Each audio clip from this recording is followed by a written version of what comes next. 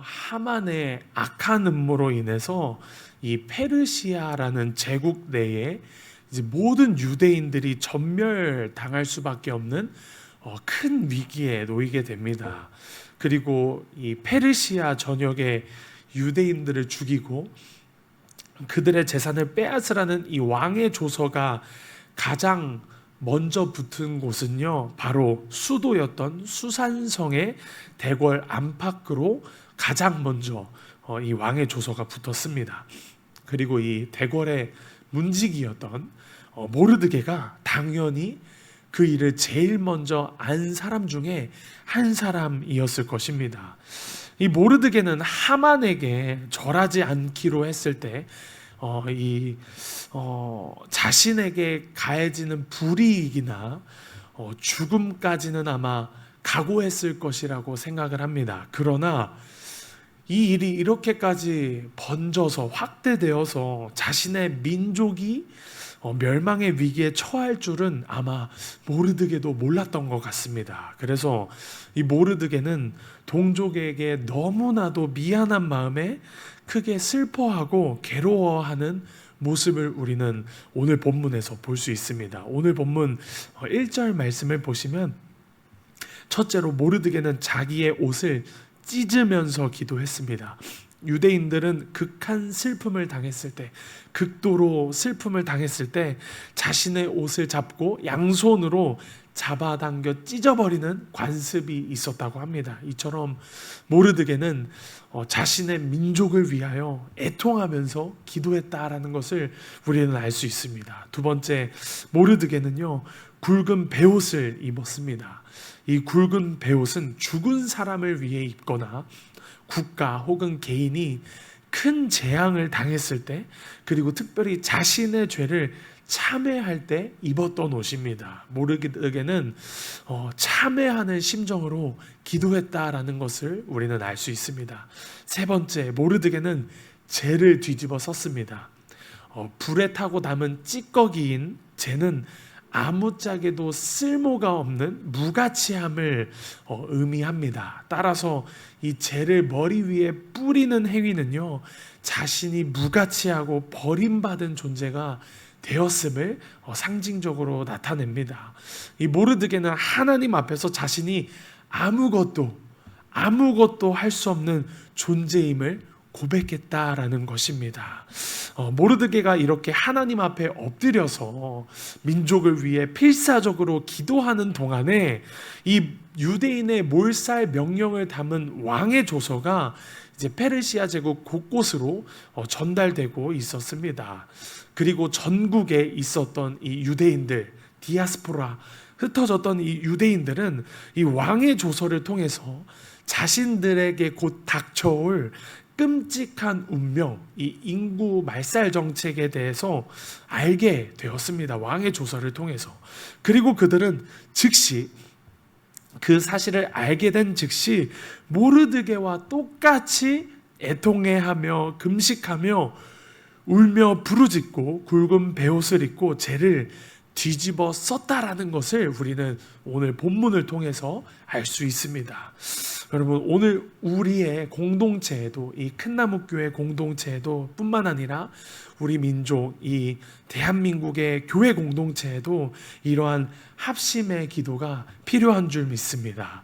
모르드게 한 사람만 기도했던 것이 아닙니다. 모르드게 한 사람만 애통하며 또 금식하며 재를 뒤집어 쓰고 굵은 베옷을 입고 괴로워하며 기도했던 것이 아닙니다. 조서를 통해 자신들의 끔찍한 운명을 알게 된 약 흩어졌던 이 70만 명이라는 유대인들이 3일 밤낮으로 금식하며 합심으로 기도했습니다. 에스더서를 여러분들 읽어보셔서 아시겠지만 유대인들이 이제 구원받을 수 있었던 이유는 에스더 한 사람의 영향력이 아니었습니다. 에스더 한 사람의 능력이 아니었습니다. 바로 이 유대 민족이 구원받을 수 있었던 이유는 바로 합심 기도를 통한 하나님의 도우심이 바로 이 유대 민족을 구원했다라는 것입니다. 모르드게와 에스더는 그저 하나님의 도구, 이 불쏘시개에 불과했다라는 것입니다. 저와 여러분 혹시 인생의 위기 앞에 있지는 않으십니까? 혹시 여러분들이 해결하지 못하는 문제 앞에 서 있지는 않습니까? 그것이 여러분들 자신의 문제든 또 여러분들의 자녀의 문제든 또 여러분들의 가족의 문제든 혹시 이 교회의 문제든 혹은 국가적인 문제든 상관이 없습니다. 에스더와 모르드게 그리고 이 유대인들처럼 우리가 위기를 마주했을 때 교회가 한 마음으로 그리고 한 뜻으로 뭉쳐서 회개하고 하나님께 부르짖으면 하나님께서 반드시 살 길, 구원의 길을 열어주시는 줄을 믿습니다. 그것이 우리 교회를 향한 하나님 아버지의 마음인 줄 믿습니다.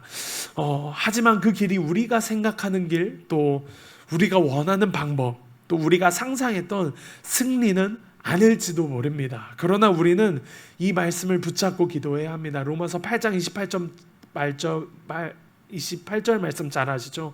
우리가 알거니와 하나님을 사랑하는 자 곧 그의 뜻대로 부르심을 입은 자들에게는 모든 것이 합력하여 선을 이루느니라. 우리는 이 말씀을 붙잡고 함께 기도하는 믿음의 기도의 공동체가 되어야 할 줄 믿습니다.